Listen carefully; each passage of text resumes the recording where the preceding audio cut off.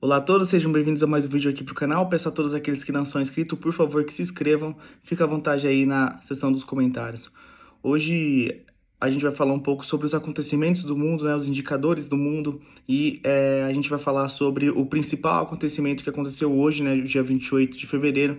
Israel e Estados Unidos atacaram o Irã, que respondeu com ataques ali na região. Praticamente todo o Oriente Médio está sendo impactado com isso. E quais seriam os impactos para cada um de nós, né?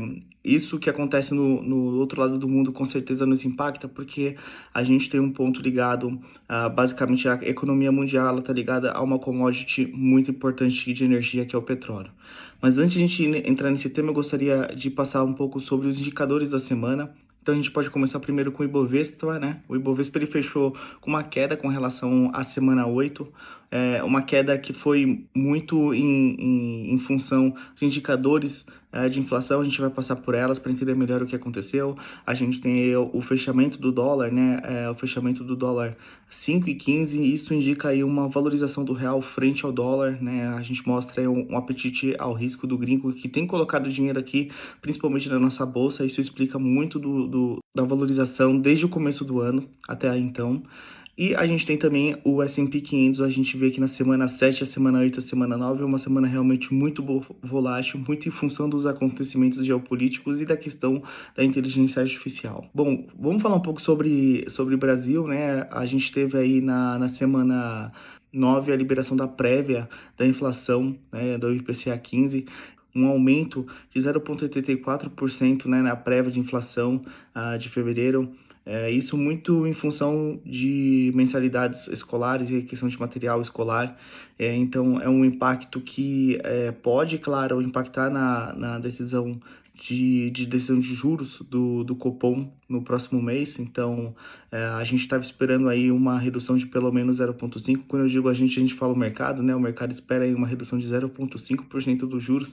Uma outra parte também espera 0,25%, mas espera queda.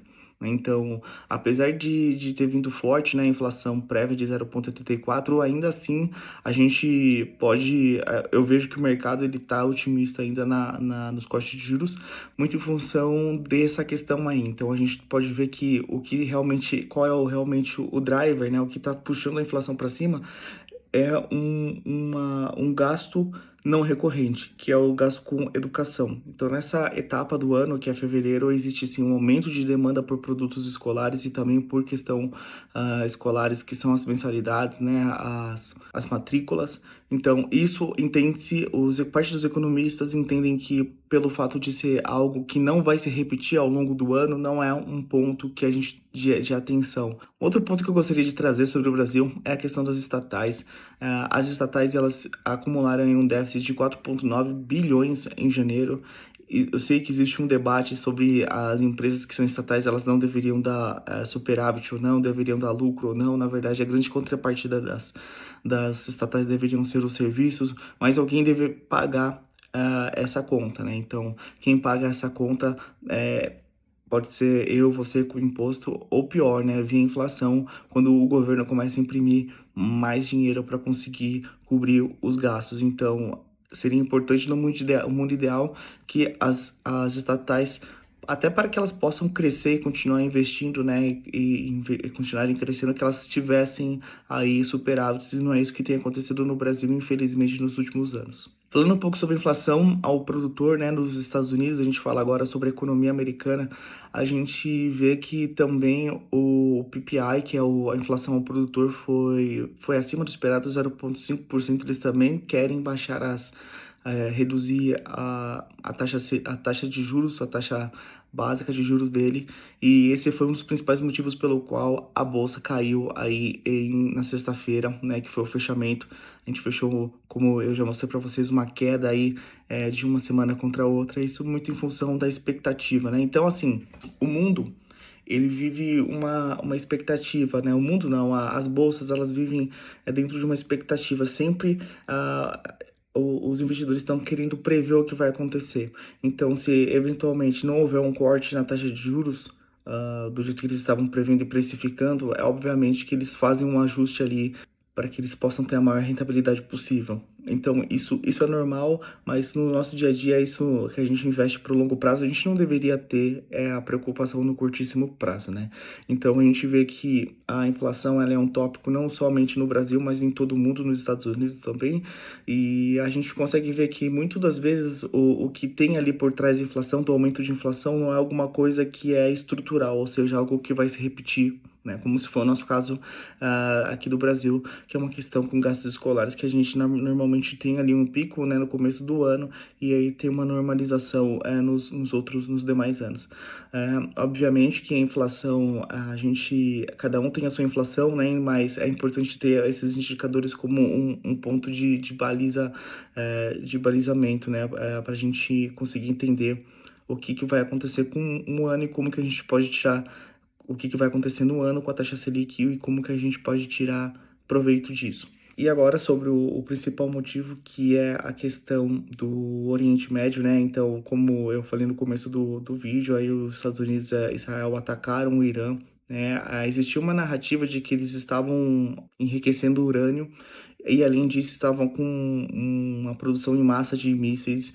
O que para mim foi estranho, que, se não me engano, o primeiro-ministro do Oman, que era o intermediador dessa negociação, havia dito que ontem mesmo, ontem sexta-feira, havia dito que não, tá tudo certo, a gente tá negociando, as coisas estão indo bem nessa negociação e hoje, no sábado, os Estados Unidos e Israel atacaram o Irã. Muito curioso essa situação e isso pode sim trazer sérios riscos para a economia, para os seus investimentos e para o seu dia a dia. Como eu expliquei no vídeo da semana passada, que existe ali o Estreito de Hormuz, onde passa 20% do petróleo do mundo, né? E isso pode fazer com que a demanda do petróleo, a oferta, desculpa, do petróleo seja reduzido, portanto, o preço médio do petróleo aumente. Como muito do custo das empresas é inflação gerada por energia, por petróleo, energia elétrica, que são as utilidades, quando você tem um aumento no custo do barril de petróleo, esse aumento do custo normalmente é repassado para as empresas, então o custo deles fica maior. O que eles fazem é repassam isso no preço e aí você tem inflação. Então, como você pode ver aqui, nas últimas 2 semanas a gente teve um aumento aí no preço do petróleo de 71 para 73, muito em função dessa tensão no mundo entre Estados Unidos e Irã. E eu não ficaria surpreso se na semana que vem, na semana de fechamento 10, né, no próximo vídeo que eu vou fazer daqui a 7 dias, a gente tem aí o Brent batendo 100, né? Então, assim, um valor realmente muito expressivo que acaba infelizmente impactando a todos nós. É muito triste, é claro que existe um impacto na economia, mas eu acho que o pior de tudo são as vidas inocentes que são perdidas dentro dessas guerras, né? Eu espero que eles possam, o mais rápido possível, entrar em acordo, ir para a mesa de negociação, muito porque quanto mais tempo isso se estender, quanto mais tempo esse conflito se estender, pior para a economia, pior para todo mundo, até porque quanto mais tempo o petróleo ele fica a 100, mais inflação é gerado para o mundo e, consequentemente, você não pode reduzir. A taxa Selic que a gente acabou de falar, você não pode. E a taxa Selic ela é muito importante porque ela dá a viabilidade de novos projetos. Então, às vezes, por que você vai...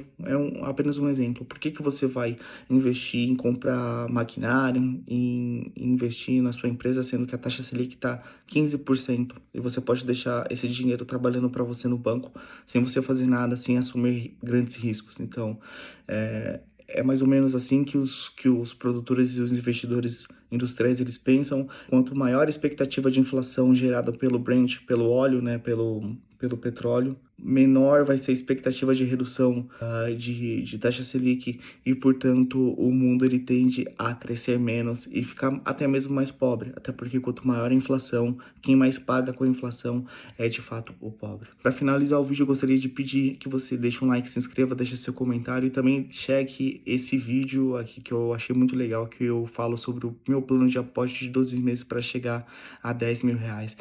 O próximo vídeo eu vou falar um pouquinho mais sobre o meu primeiro aporte desse projeto.